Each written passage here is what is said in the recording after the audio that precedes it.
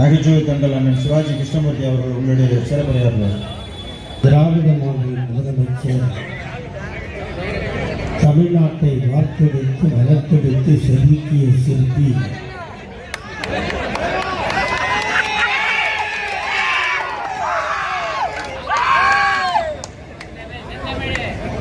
தமிழகத்தை வார்த்தெடுத்து வளர்த்தெடுத்து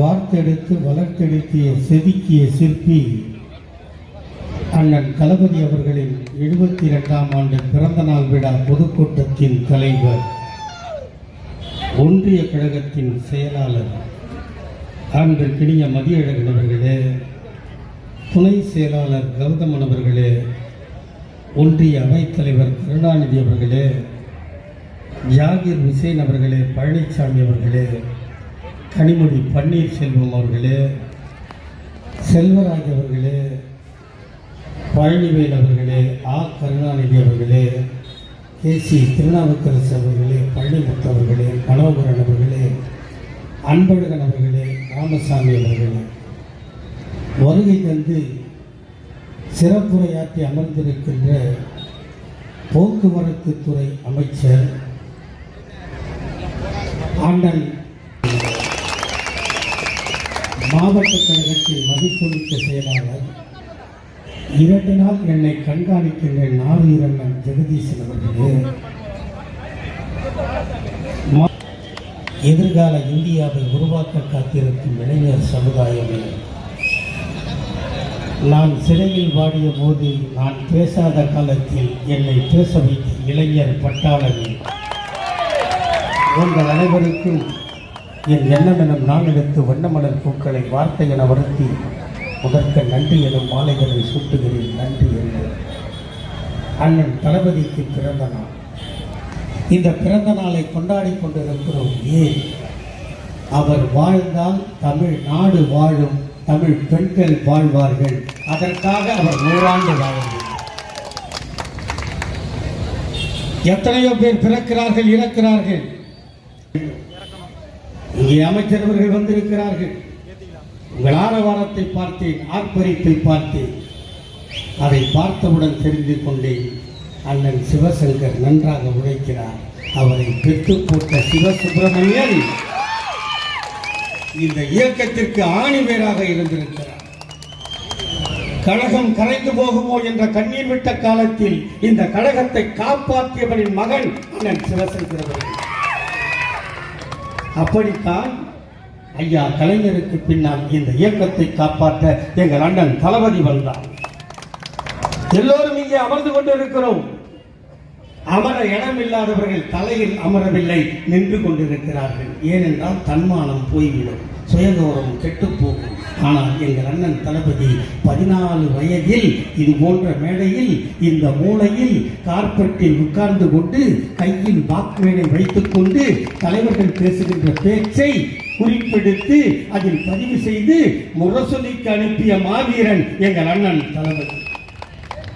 அதற்கு பின்னால் சென்னை மாநகராட்சி மேயராக, சட்டப்பேரவை உறுப்பினராக, உள்ளாட்சித்துறை மந்திரியாக, கழகத்தின் துணை பொது செயலாளராக, பொருளாளராக உயர்ந்து செயல் தலைவராக அவதாரம் எடுத்து அதற்கு பின்னால் தலைவராக பொறுப்பெடுத்து எச்சை சோறு தின்பதற்கு வாய்ப்பு கிடைத்த போது கூட மக்களை சந்தித்துத்தான் ஆட்சிக்கு வருவேன் என்று சொன்ன மகத்தான முதலமைச்சர் அண்ணன் தளபதி. நாங்கள் ஆட்சிக்கு வரும்போது கொரோனா பற்றி எரிந்தது. ஆஸ்பத்திரிக்கு போனால் இடமில்லை, ஆம்புலன்ஸை கூப்பிட்டால் வரவில்லை, அப்படி தப்பி தவறி போய்விட்டால் கேஸ் இல்லை. அந்த சூழ்நிலையில் தான் அண்ணன் தளபதி ஆட்சிக்கு வந்தார். எல்லோரும் சொன்னான், உலகத்தில் வீட்டிலிரு, விழித்திரு, கனித்திரு சொன்னானா இல்லையா? உலகமே சொல்லியது. அமெரிக்கா சொன்னான், ஜப்பான் சொன்னான், ஆப்கான் சொன்னான், கனடா சொன்னான். ஆனால் உலகத்தில் ஒரே ஒரு தலைவன் மட்டும் சொன்னான், ஒன்றிணைவோம் வா என்று சொன்ன தலைவன் என் தலைவன் தளபதி. ஒன்றிணைவோம் வா என்று சொல்லிவிட்டு மூலையில் முடங்கி விடவில்லை. ஒரு தொலைபேசி எண்ணை கொடுத்து அந்த எண்ணில் நீங்கள் அழைத்தால் உங்களுக்கு தேவையான காய்கறி, அரிசி, பருப்பு, மருந்து, மாத்திரை அத்தனையும் கழகத் தோழர்கள் கொடுப்பார்கள் என்று அறிவித்தார்கள். இதோ இருக்கின்ற மேடையில் இவர்கள் வந்து உங்களுக்கு கொடுத்தார்களா இல்லையா? கொடுத்தன்னு சொல்லுங்க. தாய்மார்கிட்ட தான் கேட்கிறேன். தலையாவது ஆட்டினா சந்தோஷம். இங்கே பேசுகிறவங்கெல்லாம் அவங்கள பேச சொல்லிட்டே பேசிட்டு நீங்கள் கேட்டு போயிடலாம். நான் அப்படிப்பட்ட பேச்சாளர் இல்லை. உங்கள்கிட்ட கேட்பேன், நீங்கள் பதில் சொன்னால் பார்ப்பேன், இல்லைன்னா காட்லெஸ் மைக் எடுத்துகிட்டு உங்கள் பக்கத்தில் வந்துடுவேன். பக்கத்தில் நான் வராமல் இருக்கேன்னா நான் கேட்கறதுக்கு நீங்கள் பதில் சொல்லுவீங்க. கொடுத்தமா இல்லையா? இப்படி ஊர்தோறும் தெருதோறும் உங்களுக்கு உதவிகளை செய்து சென்னையில் எங்கள் சட்டப்பேரவை உறுப்பினர் ஜே அன்பழகன் செத்து போனால் அது உங்களுக்கு தெரியுமா? ஒரே ஒரு சட்டப்பேரவை உறுப்பினராக இல்லை, பல்வேறு ஒன்றிய கழக செயலாளர்கள், வார்டு செயலாளர்கள், இப்படி பல உயிர்களை கொடுத்து உங்களை காப்பாற்றிய இயக்கம் இந்தியாவில் திமுகவை தவிர வேறு எவனும் இல்லை. இதெல்லாம் நான் சும்மா வந்து விடவில்லை. சில பேர் கிளிகோசியம் பார்த்தார், சட்டம் சரியில்லை, ஜாதகம் சரியில்லை என்றெல்லாம் பார்த்தார்கள். ஆனால் அதையும் மீறி வந்தார் எங்கள் அண்ணன். விசா கைதியாக ஓராண்டு சிறையில் இருந்தார். அவருக்கு திருமணம் முடிந்தது. திருமணம் முடிந்தால் எல்லா தந்தையும் பிள்ளையை அணிமூனுக்கு அனுப்புவார்கள். என் தந்தை ஒரு தகர வியாபாரி, தெருக்கூத்தாடி. அவன் எனக்கு 1986 திருமணம் முடித்தான். காசு இல்லை, 7 பிள்ளைகள். அப்பா ஆத்தா, அப்பனை பெற்ற அப்பா ஆத்தா, அம்மாவை பெற்ற அப்பா ஆத்தா, 14 பேருக்கு சோறு போட்ட அந்த தகரக்காரன் சொன்னான், பக்கத்தில் இருக்கிறது வேலூருக்கு பக்கத்தில் ஏலகிரி மலையில் போய் 2 நாள் தங்கிவிட்டு வாடா மகனே என்று சொன்னான். ஆனால் எங்கள் அண்ணன் தளபதியை பெற்ற தந்தை எங்கள் தாத்தா கலைஞர் சொன்னார், சிறைக்கு போடா என்று சொன்ன ஒரே அப்பன் எங்கள் அண்ணன் தளபதி. சிறைக்கு போனார். திருமணம் முடிந்து 3 ஆண்டு முடிந்து போனது. இங்கே இருக்கின்ற தாய்மார்களை பார்த்து உங்கள் நெஞ்சில் கை வைத்து சொல்லுங்கள், உங்கள் வீட்டில் பிறந்த பெண்ணுக்கு ஒரு மாணவரை பார்த்து கல்யாணம் முடித்தால் அவள் கருவுற்றிருக்கிறாள் என்று தெரிந்தவுடன் அந்த மணமகன் சிறைக்கு போய்விட்டால் நீங்கள் என்ன சொல்வீர்கள் தாய்மார்களே? உங்களுக்கு புரியுற மாதிரியே கேட்குறேன். உங்கள் பொண்ணுக்கு கல்யாணம் பண்ணுறம்மா, 3வது மாதம் அந்த பொண்ணு கருவாயிட்டார், மாப்பிள்ளை ஜெயிலுக்கு போயிட்டான், என்ன சொல்லுவீங்க? இந்த கரு உருவான நேரம் மாப்பிள்ளை ஜெயிலுக்கு போயிட்டான், மணமகளே அதை கலைச்சிருன்னு சொல்லுவியா சொல்ல மாட்டியாம்மா? சொல்லுவீல்ல, தலையாற்ற சொல்லுவீங்க. ஏன்? அந்த பாழா போன கரு எங்க மாப்பிள்ளைய ஜெயிலுக்கு அனுப்பிச்சின்னு சொல்லுவீங்க. அப்படி ஒரு குற்ற உணர்வை, அப்படி ஒரு இழி சொல்லை தாங்கி பிறந்த ஒரு பிள்ளைதான் எங்கள் அண்ணன் உதயநிதி என்பதை இந்த மேடையில் அவள் கருவுற்றாள். ஒரு பெண்ணு மாசமானா 5ஆம் மாதம் அதும்பழம் வைப்போமா, 7ஆம் மாதம் சொந்தக்கார விட்டு கூட்டு போய் ஜட தைப்போமா, 9ஆம் மாதம் சீமந்தம் நடக்குமா, காசே இல்லைனாலும் நடத்துவோமா இல்லையம்மா? எங்கள் அண்ணி கருவுற்றால் அவளுக்கு 5ஆம் மாதம் மறுமடம் வைக்கவில்லை, 7ஆம் மாதம் இடை தைக்கவில்லை, 9ஆம் மாதம் நடக்கவில்லை. ஆஸ்பத்திரிக்கு போகின்ற போது காதலியே, மனைவியே, உனக்கு ஏதாவது நடந்தால் கணவன் நான் இருப்பேன் என்று சொல்வதற்கு காதல் கணவன் பக்கத்தில் இல்லை.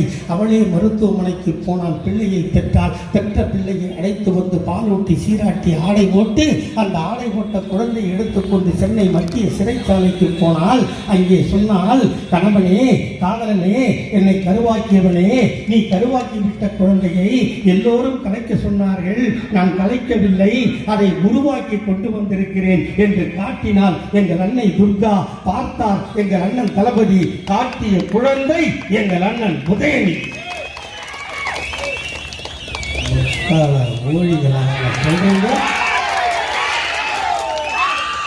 என்ன தகுதி இருக்குன்னு கேட்கறீங்களா?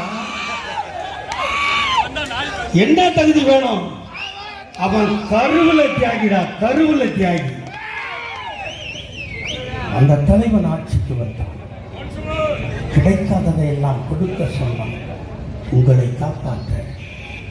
பள்ளி பழனிசாமியிடம் கேட்டார், பாவி மகனே, தமிழ்நாட்டு மக்கள் கஷ்டப்படுகிறார்கள், ஒரு 5000 கொடு என்று சொன்னோமா இல்லையா? எங்கே இருக்கிறது காசு? எங்கே இருக்கிறது பணம்? எவனிடம் இருக்கிறது பணம்? நான் 1000 ரூபாய் தான் தருவேன் என்று 1000 ரூபாய் கொடுத்தாரா இல்லையா? இங்கே இருக்கின்ற என் தாய்மார்களை கேட்கிறேன், ஒரு மாதத்துக்கு கேபிள் டிவிக்கு எவ்வளோமா கட்டுறீங்க? நீங்கள் இதெல்லாம் சொல்லக்கூடாது, நான் அவங்ககிட்ட தான் கேட்குறேன். ஏன்னா அவங்க தான் அக்கம் பக்கத்தில் இருந்தால் பொம்பளை கிட்ட பேசுவாங்க. இப்படி ஒருத்தன் வந்து பேசிட்டு போனான்னு நீ மூடிக்கின்னு வேலைக்கு போயிடுவ. சாயந்தரம் வந்து அவுட்டு போட்டு மேட்ரு முடிச்சிருவேன். அவங்க தான் எனக்கு தேவை. எவ்வளோமா தரீங்க கேபிள் டிவிக்கு? அம்மா 250.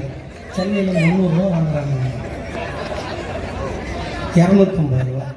4 மாதத்துக்கு 250 ரூபா கட்டினா எவ்வளோம்மா? 1000 ரூபாய் சார். அந்த 1000 ரூபாயை 4 மாதம் கேபிள் டிவி கட்டு வயதில் 25 பட்டுக்க முடியும். அவன் கொடுக்கல. ஆனால் என்ன பணம் இருக்கிறது, ஏது பணம் இருக்கிறதுன்னு எங்கள் அண்ணனுக்கு தெரியாது. ஆனால் சொன்னார், நான் கேட்டேன், நீ கொடுக்க மறுத்தாய். இந்த முத்துவேல் கருணாநிதி ஸ்டாலின் ஆட்சிக்கு வந்தால் அந்த 4000 தருவேன் என்று சொன்னார். சொன்னது ஜூன் மாதம், கொடுத்தது மே மாதம். ஆண்மகனுக்கு கொடுத்தமா இல்லையா? அடுத்து ஆட்சிக்கு வந்தோம். இங்கே இருக்கின்ற பெண்கள் எல்லோரும் ஏதாவது ஒரு வேலைக்கு போகிறீர்களா இல்லையா? சித்தால் வேலைக்கு போவீங்க, பக்கத்தில் இருக்கிற எம்ஆர்எஃப்க்கு போவீங்க, எங்கள் அண்ணன் ராசா கொண்டு வந்த செருப்பு கம்பெனிக்கு போவீங்க. போகிறீங்களா இல்லையா? போனால் மாதம் மாதம் சம்பளம் தரானா இல்லையா? அந்த சம்பளத்தை கொண்டாந்து யார்கிட்ட நான் கொடுப்பீங்க? புருஷன் இல்லை? ஆமாம் தானே? சிரிக்கூடாது, பதில் சொல்லு. புருஷன்கிட்ட தான் கொடுக்கணும். கொடுத்துருவேன். அடுத்த நாள் வேலைக்கு போகணும்ல? அடுத்த நாள் வேலைக்கு போகணுமா இல்லையா? போகணும். லிட்டு வச்சு புடவை கட்டலாம், பேண்டு போட்டு தலையை கட்டலாம், ஒரு பூவை குத்திக்கலாம், ஹேண்ட் பேக்கும் மாட்டிக்கலாம், ஐயில்ஸ் செப்பலும் போட்டுக்கலாம். அப்புறம் என்ன பண்ணணும்? அத்தான் பஸ்ஸுக்கு காசு கொடுன்னு கேட்டீங்களா இல்லையா? மாமா பஸ்ஸுக்கு காசு கொடு, அத்தை பஸ்ஸுக்கு காசு கொடுன்னு நீ எடுக்கின்ற பிச்சையை பார்த்து உன்னை பெற்ற தாய் தந்தை அழுதாலோ இல்லையோ, எங்கள் அண்ணன் தளபதி அழுதால் கையெழுத்து போட்டால் அது உனது விடியல் பயணம். முடிச்ச இல்லையா? உடனே வீட்டில் இருக்கிற லேடிஸ்லாம் கேட்டாங்க, வேலைக்கு போகிறவங்களுக்கு பஸ்ஸு கொடுத்துட்டேன், நான் என்ன பாவம் பண்ணேன்? அது வரைக்கும் மாடாவை வச்சு போட அந்த பாடலப்பா வந்தால் டிவியை கொட்டுற வரைக்கும் என் உசுறு போகுது. அழுதிகளா இல்லையா? உங்கள் உழைப்பை அங்கீகரித்து ரேஷன் அட்டை வைத்திருந்தால் உனக்கும் தாயே மாதம் 1000 ரூபாய் தருவேன். அது உனது உரிமை தொகை. என்ன தொகை? உரிமை தொகை. அன்பளிப்புன்னு சொன்ன அசிங்கம், இலவசம் சொன்ன அவமானம். ஏன் அது உரிமை தொகை? நீ வாங்குகின்ற சோப்புக்கும் சீப்புக்கும் சாந்துக்கும் கண்மைக்கும் சிக்கர் பொட்டுக்கும் ரப்பர் பேண்டுக்கும் நீ கொடுக்கின்ற வரிப்பணத்தை சேமித்து வைத்து அந்த வரிப்பணத்திலிருந்து உனக்கு தருகிறேன். ஆகவே அது உனது உரிமை தொகை. கொடுத்தாச்சு. ஆயாவுக்கு 1000, ஆத்தாளுக்கு பஸ்ஸு புரியும். பள்ளிக்கூடம் பொண்ணுலாம் கேட்டுச்சு, தாத்தா தாத்தா நான் காலேஜுக்கு போகணும், +2 முடிச்சுட்டேன், நான் நோட் புக்கு வாங்கணும், லாங் சைஸ் நோட்டு வாங்கணும், ரப்பர் வாங்கணும். எங்கள் அக்கா எவங்கிட்டையும் கையேந்தக்கூடாதுன்னு தானே அவளுக்கு 1000 ரூபா கொடுத்தேன். நான் இப்போ அப்பா அக்கா கிட்டையும் அண்ணன் தம்பிக்கிட்ட கையேந்தேன். உனக்கு கண்ணு தெரியலையா தாத்தான்னு கேட்டா, உன் தாத்தா நான் இருக்கிறேன், நீ எவனிடமும் கையேந்தக்கூடாது. 6 முதல் 12 வரை அரசு பள்ளியில் படித்திருந்தால் எத்தனை ஆண்டு நீ கல்லூரி படித்தாலும் உனக்கு மாதம் 1000 தருவேன். அது புதுமை பெண் திட்டம். உடனே பையன்லாம் கேட்டான், இது என்ன? ஒரே அக்கா, ஒரே அப்பன், ஒரே வயிறு, அவளுக்கு பணம் எனக்கு இல்லை, எங்கே போகிறது? மகனை கவலைப்படாதே, இந்த ஆண்டு முதல் நீயும் 12 வரை அரசு பள்ளியில் படித்திருந்தால் உன் தாத்தா உனக்கும் 1000 தருவேன். அது தமிழ் புதல்வன் திட்டம். உடனே அந்த ஸ்கூலுக்கு போதில்ல, பொடுசு 1லேருந்து 5 வரைக்கும் போதில்ல, அதெல்லாம் கேட்டுச்சு. தாத்தா தாத்தா எல்லாருக்கும் எல்லாம் கொடுத்துட்டேன். காலையில் எங்கள் அப்பனும் வேலைக்கு போகிறான், எங்கள் ஆத்தாலும் வேலைக்கு போகிறான். காலையில் டிஃபன் இல்லை. நான் பசித்த வயதோடு போய் வாத்தியார் சொல்கிற பாடத்தை கேட்பனா, பசிக்கிற வயிறை பார்ப்பனா தாத்தா, எனக்கு ஏதாவது பண்ணக்கூடாது என்று கேட்டால் அந்த பிஞ்சு உள்ளங்களுக்கு சொன்னார், உன் தாத்தா தளபதி நான் கைவிட மாட்டேன். போட்டார் கையெடுத்து. அது காலை உணவு திட்டம். இதெல்லாம் போச்சு. இப்போ இந்த ரோட்டில் தான் வந்த மெயின் ரோட்டில். இங்கே அரசாங்க ஆஸ்பத்திரி எங்கே இருக்குது? எங்கே பாருங்க, எத்தனை கிலோமீட்டர் இருக்குது? 200 கிலோமீட்டர். ஏதோ ஜாலியாக பேசுகிறேன், தப்பு இல்லை. இந்த ரோட்டில் உங்களுக்கு ஆக்சிடென்ட் ஆனால் ஆட்டோக்காரன் எவனா 10 லட்சம் ஆஸ்பத்திரியில் சேர்ப்பானா? ப்ரைவேட் ஆஸ்பத்திரிக்கு போனால் என்ன பண்ணுவான்? உடனே ஸ்கேன் ரூமில் தள்ளிட்டு 50,000 கட்டுன்னு சொல்லுவானா? சொல்லுவான். அதுவே நீ ஆஸ்பத்திரி தேடி அரசு ஆஸ்பத்திரிக்கு போனீங்கன்னா 5 நிமிஷம் முன்னாடி கூப்பிட்டு இருந்தால் காப்பாற்றிருக்கலாம் டாக்டர் சொல்லுவானா? இல்லை. அப்போ செத்து போயிட்டாங்கன்னா அந்த குடும்பத்துக்கு இழப்பா இல்லை. இதை நாங்களும் சொல்லவில்லை, எங்களையும் தேர்தல் வாக்குறுதி. ஆனால் நான் முதலமைச்சராக இருக்கும்போது தமிழ்நாட்டில் ஒரு உயிரும் போகக்கூடாது என்று சொல்லி அறிவித்தால் 48 மணி நேரம் ஆகின்ற செலவை உங்கள் தளபதி ஏற்பான். அதற்கு பெயர் நம்மை காக்கும் 48. முன்னாடி ஆஸ்பத்திரியில் எடுத்து போய் சேர்த்தினா, ஒரு ஆட்டோக்காரன் எடுத்து போய் சேர்த்தான்னா, அந்த சேர்த்தவன் பொழைச்சிட்டான்னா ஆட்டோக்காரன் போயிட்டான். அவன் செத்துட்டான்னா ஆட்டோக்காரன் செத்தான். உண்டா இல்லையா? அவன் அப்பதான் பொண்டாட்டிகிட்ட சொல்லுவான், இப்பதான் டியூட்டிக்கு கிளம்புறேன், இன்னைக்கு எப்படியாவது காசு கழிச்சு நான் நைட்டு நம்ம வந்து சிக்கன் வாங்கி சாப்பிடலான்னு எடுப்பான். போலீஸ் வந்து கொம்பன் இருப்பான். அந்த ஆஸ்பத்திரியில் சேர்த்தல அவன் சேர்த்துட்டான், விட்னஸுக்கு வா சொன்னானா இல்லையா? சார் வரமாட்டேன், நீ முறைச்சினா உன் ஆட்டோவில் கஞ்சா வச்சு கேஸ் போட்டுருவேன்னு சொன்னானா இல்லையா? அதை பார்த்து எங்கள் அண்ணன் தளபதி இப்படி சிக்கல் இருக்குதுன்னு தெரிஞ்சு இப்போல்லாம் நீ ஆஸ்பத்திரி எடுத்து சேர்த்தினா உனக்கு ஊக்கத்தொகை 5000 ரூபாய் அள்ளி தருகின்ற முதலமைச்சர். இவ்வளவு செய்யறது எப்படி முடியுது? எனக்கு 66. இன்னைக்கு நைட்டு 12:05 வண்டி, நாளைக்கு காலையில் ஏழு படம் விஜய் போவோன்னு நினைக்கிறேன். ஏறுவேன்னு நினைக்கிறேன். அது ஒரு ராக்போர்ட் எக்ஸ்பிரஸ். இல்லைங்க அவரை விடு. ஆனால் கொஞ்சம் மிச்சம் மீச்சு இடுப்பில் வச்சுருந்தேன், அப்படியே வெயினா நான் வந்துடுறேன். ரொம்ப நாள் ஆகுது மிட்டாய் சாப்பிட்டு, ஒரு 10 வருஷம் ஆயிடுச்சு. விடு அவரை விடுங்க, நீங்கள் பேசுங்க, அவர் பேசுனா நீ ஜாலியாக இருக்குங்க. என்ன இவ்வளோத்தையும் செய்கிறாங்க. போவேன்ற நாளைக்கு காலைல வேலை போக முடியாது, வயசாயிடுச்சு. ஆனால் 72 வயசாயிடுச்சு அவருக்கு. காலையில் கன்னியாகுமரி, மத்தியானம் திருச்சி, நைட்டு விழுப்புரம். நைட்டு வயசாயிடுச்சு இல்லை, முடியாது தானே. ஆனால் முடியுது. ஏன் முடியுதுன்னு கேட்டான். நான் சொன்னேன், அப்படிலாம் சுத்தினதாண்டா அவர் கலைஞரோட பிள்ளை இல்லைன்னா இல்லைன்னு. ஏன்னு கேட்டான். 52 ஒரு படம் வந்துச்சு, பராசக்தின்னு பார்த்துருக்கீங்களா? அதை பார்த்தவங்க கை தூக்கு பார்த்துருக்கேன். அதுக்கு முன்னாடியும் படம் வந்தது. 20 பாட்டு வரும், 5 பாட்டுக்கு தூங்கணும், 2 பாட்டுக்கு டம் அடிக்கணும், 2 பாட்டுக்கு பாத்ரூம் கதை. பராசக்தின்னு ஒரு படம் வந்துதான் 2.25 மணி நேரம் பார்க்கிறவனை கண்ணை கூட சிமிட்ட வைக்காம பார்க்க வச்ச படம் பராசக்தி இல்லையா? அப்ப இப்படி நடமாடினே இருக்காது. அப்ப எவனோ கடையில் விற்கிற இங்கு மைய வாங்கி கலைஞர் தாத்தா கையில் இருக்கிற பேனாவில் ஊற்றினா அந்த கைப்பட்ட மைக்கு அவ்வளோ பவர் இருந்தா எங்க தாத்தா சொந்தமாக ஊற்றின மைடா எங்க அண்ணன் தளபதி. அவன் எவ்வளோ பவராக இருப்பான்னு தெரியுமா? அப்படி ஆளுகிட்ட தான் முட்டி பார்க்குறான். இப்போ சொன்னார் இல்லை அண்ணன், 1 ரூபா இங்கே 25 பைசா, 97 பைசா அவன் நிஜாராவத்தாவது வாங்காத அண்ணன் தளபதி விட மாட்டார். அவன் நினைச்சான் எடப்பாடி பழனிசாமி. ஆமாம், உலகத்திலேயே நாக்காலேயே செருப்பை சுத்தம் பண்ணுறது எடப்பாடியை தவிர வேறு எவ்வளோ அவ்வளோ பெரிய மாவீரன், அவ்வளோ பெரிய மாவீரன். இதெல்லாம் பண்ணுறதுக்கு பணம் ஒன்றுமா இல்லையா? ஆனால் எங்கள் அண்ணன் தளபதியிடம் பணம் இருக்கிறதோ இல்லையோ, மனம் இருக்கிறது. அதனால் உங்களுக்கு கிடைக்கிறது. 5 முறை இந்த நாட்டின் முதலமைச்சர் ஐயா டாக்டர் கலைஞர் 6வது முறையாக வாக்கு கேட்டு உங்களிடம் வந்தபோது தாத்தா என்ன சொன்னார்? தாய்மார்களை ஒரு பெண் குழந்தையை பெற்றுவிட்டால் அதை திருமணம் நடத்த முடியவில்லை, கஷ்டப்பட்டால் கவலைப்படாதே தாத்தா, நான் இருக்கிறேன் வா, திருமண உதவி திட்டம் ரூபாய் 30,000. திருமணம் முடிந்ததா, அந்த இளம் ஜோடி ஆக்கி சாப்பிட அரிசி இல்லையா, கவலைப்படாதே தாத்தா, நான் இருக்கிறேன் வா, ₹1 1 கிலோ அரிசி தருகிறேன். அந்த அரிசியை ஆக்கி சாப்பிட கேஸ் அடுப்பும் இல்லையா? ஆக்கி சாப்பிட்ட ஜோடிக்கு பொழுது போகவில்லையா? கவலைப்படாதே தாத்தா, நான் இருக்கிறேன் வா, இலவசமாய் வண்ண தொலைக்காட்சி பெட்டி தருகிறேன், சந்தோஷமாக வாழு.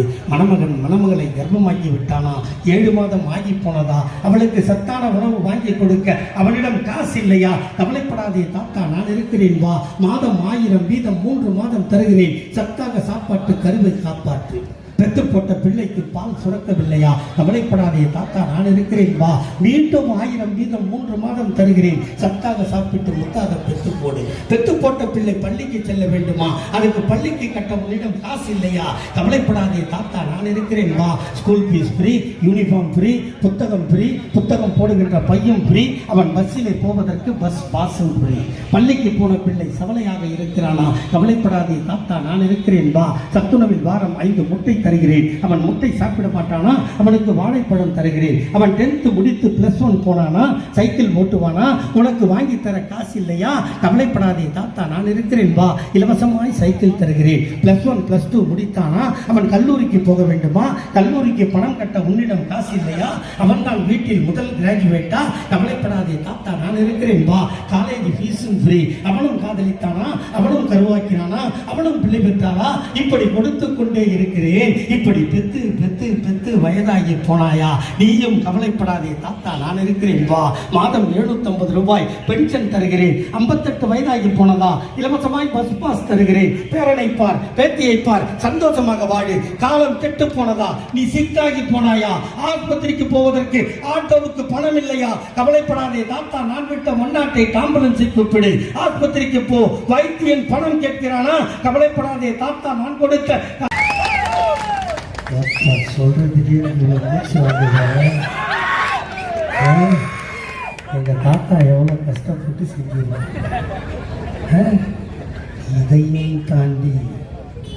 இதையும் தாண்டி கருவறை முதல் கல்லறை வரை கொடுத்ததோடு விட்டு விடவில்லை. நீங்க சொன்னீங்க பார், அதோ போறான் நொண்டி, அதோ போறான் 1.5 கண்ண, கூப்பிட்டீங்களா இல்லையா? அவன் பெத்த மனசு எப்படி வரைஞ்சிருக்கும்? அவன் வருந்தினானோ இல்லையோ, எங்கள் தாத்தா கலைஞர் வருந்தினார். அவனை கூப்பிட்டார், நீ நொண்டி இல்லை, நீ 1.5 கண்ண இல்லை, நீ டப்ஸா இல்லை, ஒரு திறமை போனால் உன்னிடம் இன்னொரு திறமை இருக்கிறது. ஆகவே இன்று முதல் நீ மாற்றுத்திறனாளி என்று பெயர் வைத்து அவனுக்கும் நலவாரியம் தந்த தலைவர். அதையும் தாண்டி அதோ போறான் 9, சொன்னமா இல்லையா? அதோ போறான் பொட்டை, சொன்னமா இல்லையா?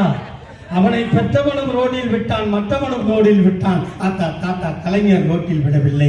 அவனை அடைத்து, நீ பொட்டை இல்லடா, நீ 9 இல்லடா, உனக்கும் அழகான பெயர் என்னிடம் இருக்கிறது, நீ வா என்று சொல்லி அவனுக்கு திருநங்கைகள் என்று பெயர் சூட்டி அவனுக்கும் நலவாரியம் தந்த தலைவர். அதையும் தாண்டி ரயில்வே ஸ்டேஷனுக்கு, அரியலூர் ஸ்டேஷனுக்கோ பெரம்பலூர் ஸ்டேஷனுக்கோ போன ஒரு காலத்தில் வெள்ளை பேண்ட்டு வெள்ளை சட்டு ஒரு தொப்பி போட்டு கொடி ஆட்டுவான்ல ஸ்டேஷன் மாஸ்டர், அவெல்லாம் அவ்வா அந்த காலத்தில். நம்மளுக்கு என்ன வேலை தெரியுமா?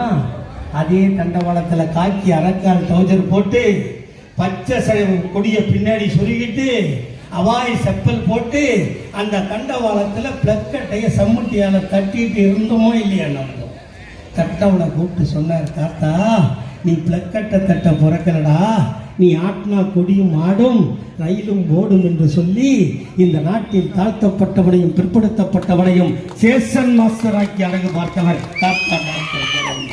கோர்ட்டுக்கு போனா கருப்பு கவுன் போட்டு கட்டை சுற்றி வச்சு ஆடன்னு தட்டுவாங்க.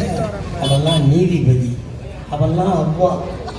அதே கோர்ட்டில் சவுப்பு தொப்பி போட்டு ஒருத்தர் சைலன்ஸ்ன்னு கத்துவாங்க, அவெல்லாம் நம்மவா. தாத்தா கலைஞர் சொன்னார், நீ சைலன்ஸ் கத்த பிறக்கலடா, நீ அடிச்சா கட்ட சுத்தி அடிக்கும், நீதியும் பேசும் என்று சொல்லி இந்த நாட்டில் தாழ்த்தப்பட்டவனையும் பிற்படுத்தப்பட்டவனையும் நீதிபதி ஆக்கி அழகு பார்த்தவர் தாத்தா டாக்டர் கலைஞர். கோயிலுக்கு போனால் கோயிலுக்கு வெளியே பெரிய மணிகள் இருக்குல்ல, கைலான் கயிறு கட்டி தொங்க விட்டுருப்பாங்கல்ல, அந்த மணி ஆட்டுறதெல்லாம் நம்மவா. அதே கோயிலுக்குள்ள வெள்ளி மணி இருக்குல்ல, சின்ன மணி, அதை ஆட்டுறவெல்லாம் குஞ்சு மணி தான் ஆட்டுவாங்க.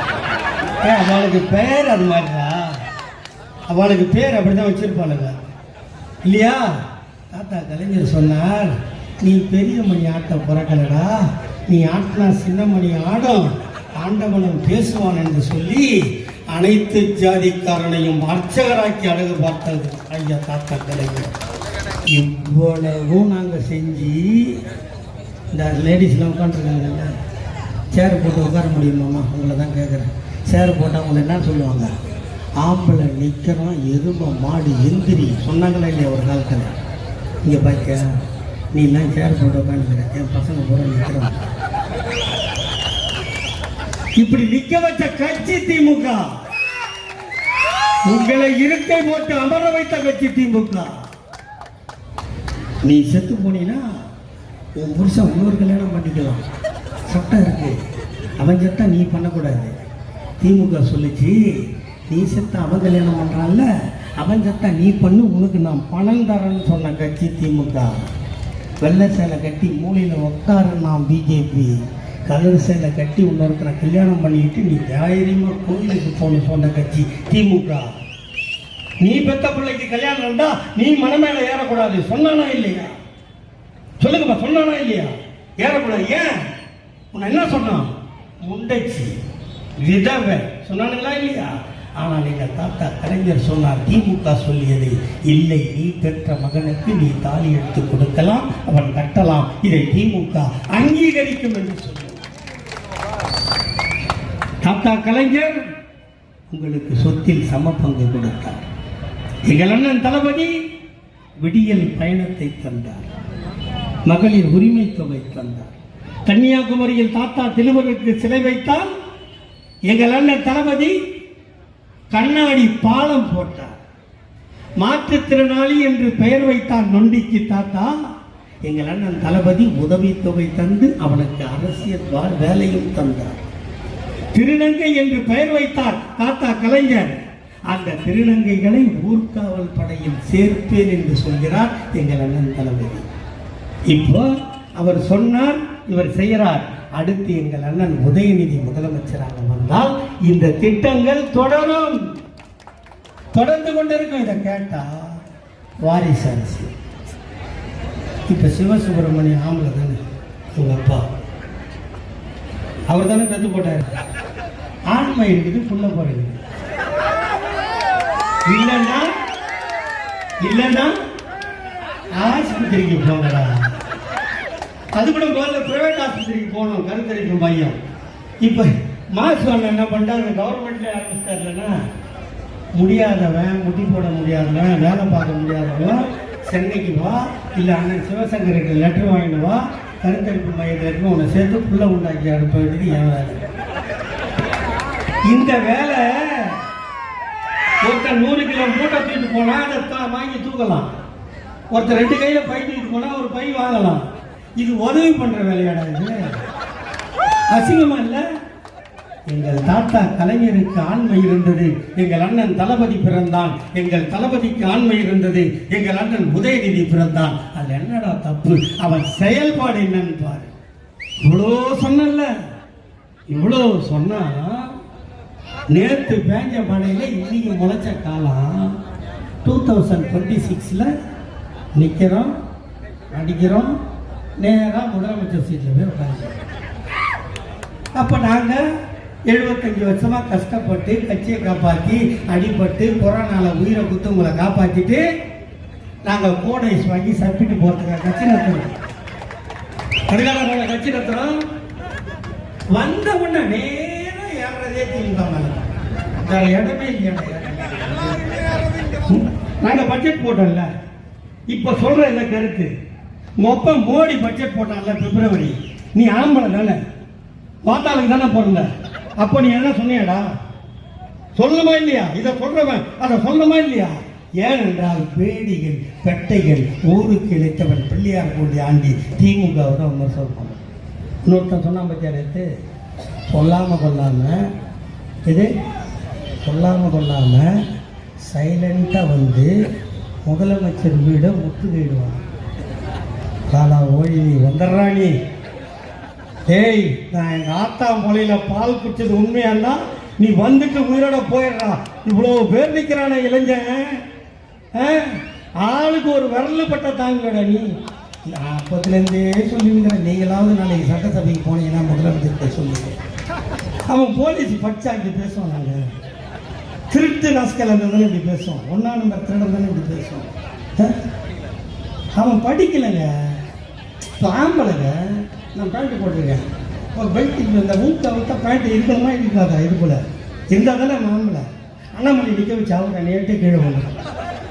ஆம்பளைக்கே தகுதி இல்லாத ஒரு பேர் போலீஸ் வேலைக்கு போவான், போகிறதுக்கு வாய்ப்பு இல்லை. அவன் அப்படி சொல்கிறான். இவர் நேற்று வந்துட்டு 2026 மணி ஆட்ட போகிறான்னு சொல்கிறாரு. இது என்ன பண்ணுறது? நாங்கள் நீ இப்போ எவ்வளோ நாள் எங்கே போயிருந்த? கொரோனா வந்துச்சு, யாருன்னா பார்த்தியா நீ எட்டி? வெள்ளம் வந்துச்சு, யாருன்னா பார்த்தியா நீ எட்டி? எவ்வளோ கொடுமை வந்துச்சு நீ பார்த்தியா நீ? புயல் வந்தது, எங்கே போயிருந்த? 49 வயசு வரைக்கும் கோமாவில் இருந்தியா?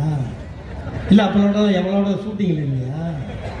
இப்போ பணம் வாங்கி நடிக்கிறதுக்கு பணம் கொடுக்க எவ்வளோ தயாரிப்பாளர் இல்லையா? அதனால் மோடிக்கிட்ட போய் பணம் வாங்கி வந்துட்டியா? எங்களை ஆட்டுறதுக்கும் அசைக்கிறதுக்கும் மோடி முதலமைச்சாலு சீமா இருந்தானா? இது ஒரு கதை தெரியுமா உங்களுக்கு? நேற்று கூட கூடத்தில் சொன்னேன். ஒரு கேஸ் கொடுக்க நீ வக்கீல்கிட்ட போனீங்கன்னா காரில் போவான் நம்ம ஆள். வக்கீலை பார்த்தா வக்கீல் சைக்கிளில் வருவான். கேஸ் முடியுதோ இல்லையோ இவன் சைக்கிளில் போவான், அவன் காரில் போவான். அது சீமாங்கட்சியில் நடந்துதான் இல்லையா? பாத்தியா? சூப்பர் சாட்சி. அந்த கட்சியில் சேர்ந்தவெல்லாம் பணக்காரன் வீடு வாசலோடு இருந்தாங்க. எல்லாம் இப்போ ரோட்டில் பிச்சை எடுக்கிறான்.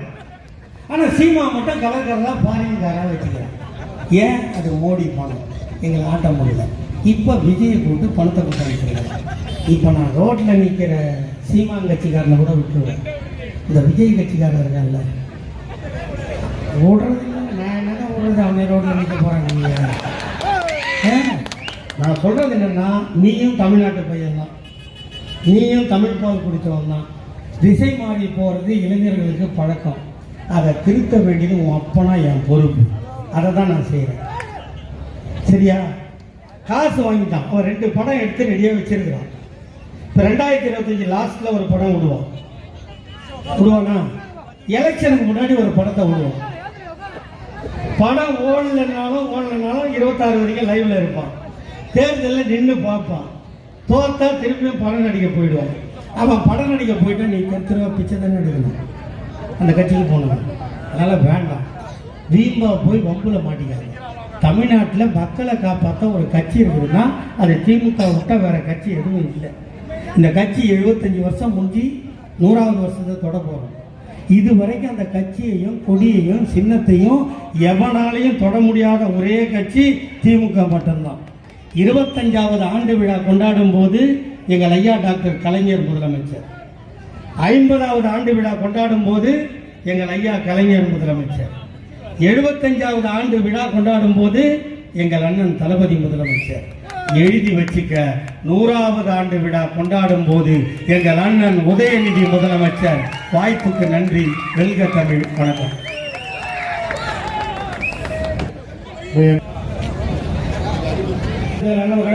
பொதுமக்கள் அனைவருக்கு நன்றி நன்றி நன்றி.